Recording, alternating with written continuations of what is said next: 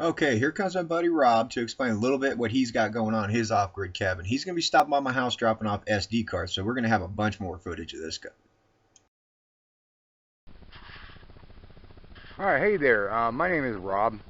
I want to tell you about my off-grid cabin, and I'm sorry this thing wobbles all over the place. This is the first time I've ever shot myself. We're actually in a small off-grid cabin that we're half living in right now, considering the fact that it's December 11th, and we've been in it for just a little over, I don't know, 4 weeks, 5 weeks. It's half done. We kind of came into a weird situation. My wife's mother ended up having a stroke this year and then ended up having a leg amputated. And my father, who had had a heart attack 2 years prior, ended up having a pacemaker put in. So both of them down on restrictions. They've been off-grid for close to 30 years, and something like that. Like I said, they're off-grid. We're up in the boonies, actually. St. Regis, Montana is, well, it's right on the edge of the Idaho border, about 35 miles or so. Anyway, and just up in the mountains. We get wild, crazy weather up here. Anyway, I had a heart attack last year and had a triple bypass with a heart valve replacement. And my wife has been like our permanent full-time caretaker. My wife and I had started talking about doing something smaller. We were renting where we were at. We actually had close to 60 acres, but anyway, we decided we were going to put a little hickory shed cabin shell, or shed shell, and we were going to turn it into a house. So what we ended up doing is getting 12 by 30 shed, and there's a couple videos on Montana Madness's site that show it being delivered, and the first couple times he came to see us. Chris has been awesome. He ended up giving us a camper that we could live in while we were getting adjusted to moving off of 60 acres with tons of stuff. And I had a hard time with that. I had been up there for over 11 years, and kind of show you around. Like I said, my father-in-law is been off-grid for almost 30 years or so. And I mean, they run generators, they run propane, they've got it down, batteries, battery banks, and it's going to be one of those things that at some point, of course, we'll inherit it. But I didn't know about this stuff as far as how to do it, how to plan for it. So this has been really a learning experience for me.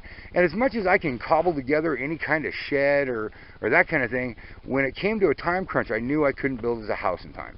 So that's why we kind of came to that. Here, I'm going to go ahead and flip this around. And these are my boys.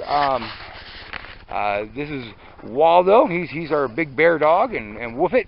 And back here comes our 185-pound Fluffy Duffy. Fluffy Duffy's a mastiff, of course. Anyway, we're going to walk in. And to tell you we're off-grid, literally cell phones don't work up here. The only service here is telephone, and you can't get internet here. It actually, I mean, you dial up, but it's just insane.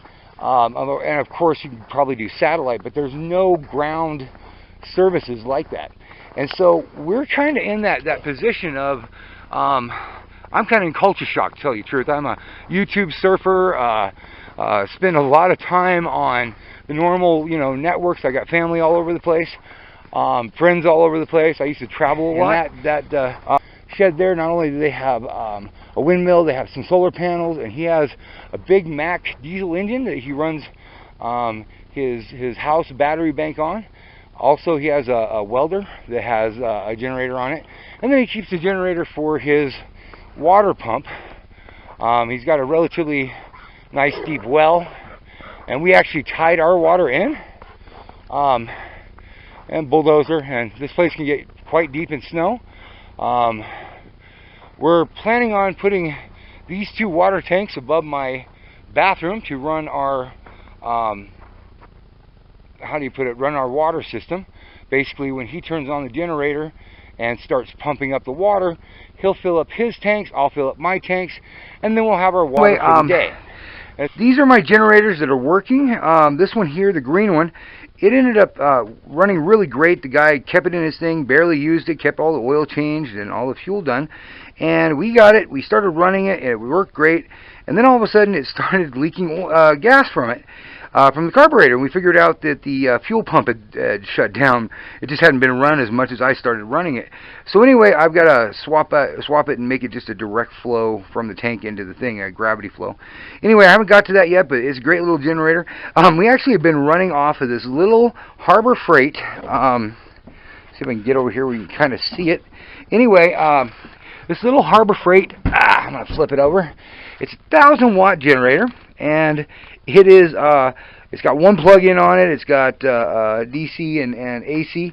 Anyway, it's worked for us for our light, charging our computer for watching TV. Basically, that's what we have for TV. Is a buddy of ours has a driver that he ended up loading with TV and movies and stuff like that, and so that's what we watch our stuff on. Anyway, we charge that up, our cell phones, my batteries for my Makita set, my drills, that kind of thing. Anyway, been a great little generator, works great. Inexpensive as can be. Just kind of show you, I know it's not very good light out here, but I ended up running this through the wall instead of through the roof. These hickory sheds are great buildings, but they didn't really put a whole lot of material on top of the roof, and I'd never done it before. And the idea of cutting a hole through my roof and messing it up was just a chance I didn't want to take right now. I'll do it in the spring. We'll probably patch this up. Maybe put a window in there or some shit or something. Anyway, but this is what I did. I ended up running it off my stove, angled it through the wall with one of those things. I still need to kind of get it seized in there right. Angled it up and ran it into a insulator through my porch roof. And so far it's worked pretty darn good. And it saves my ceiling. I don't have to worry that my ceiling is going to leak or I'm going to have any issues that way. This out here is my boys' backyard. It's just to kind of keep them contained. They're big boys, and where we were up on the mountain in Dvorzha, they could run free and pretty much have the mountain to themselves. Well, we aren't real close to people, but everybody around here has big dogs and, you know, that kind of thing, and we just want to keep it a little mellower. A lot of deer and elk come through here, and the other night I was sitting out here and heard elk bugling just, I wouldn't even say, probably 200, 300 yards away. So anyway, that's what I've got out here, our original outhouse over here. We're going to do some other stuff out here.